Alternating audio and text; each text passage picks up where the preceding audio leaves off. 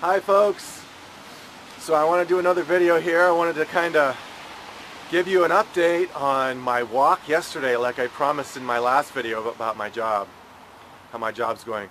So yesterday was like today, except it was snowing quite a bit harder, and it was like 35 degrees and windy, so like the wind chill, it felt like 28 or something.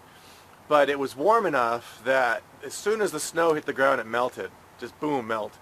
And so the roads and the sidewalks, everything was just wet, really wet.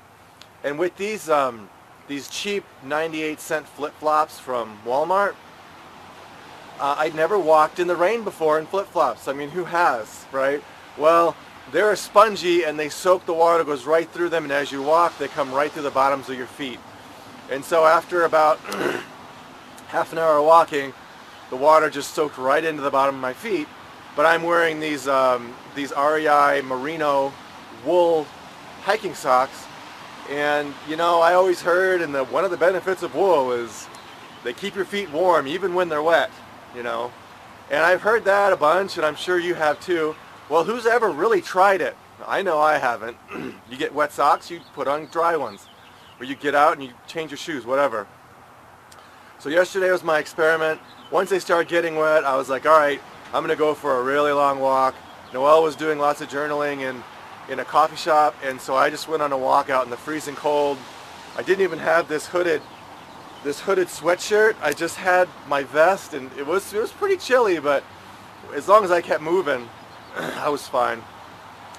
And there were lots of standing water, and there were puddles I missed and stepped in, and so my feet were basically soaking wet by the time I took a break. And I walked for about an hour out in that, like that, and my feet did not get cold, surprisingly. I mean, it was pretty amazing. They stayed warm.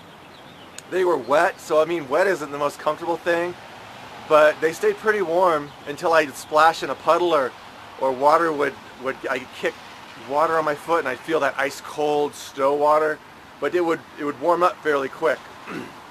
So, very surprised and happy how well the merino wool socks did. I mean, it just shows I can do it. What it also shows is that I don't want leather shoes, leather flip-flops or sandals, because they also will soak up water to a degree. I need rubber. And so a couple of you sent me links to people who made shoes out of car tires or sandals out of car tires like they do in third world countries.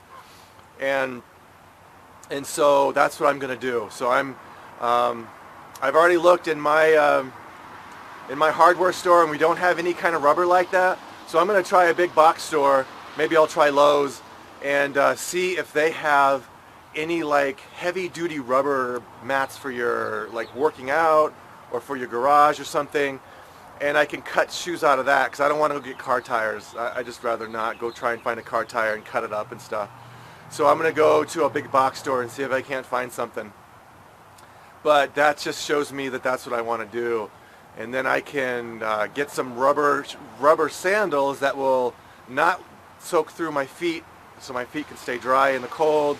And like right now, it's snowy and it's wet on the ground out here. I've been out here a little while. I can already feel the cold or the wet is seeping into the bottoms of my socks. I mean, they're not sopping wet or anything, but they're already starting to get damp. I can feel the dampness from standing out here in the mud.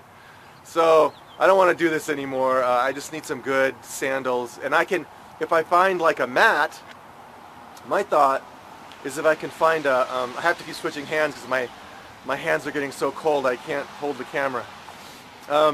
If I find like a doormat or something that's made out of recycled rubber, which I bet they're out there,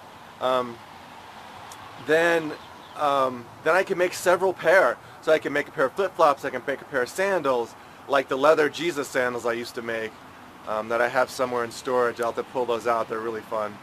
But I can make several different kinds and just experiment and see which ones I like the best and what fits the best and stuff. So there's my update on my cold walking.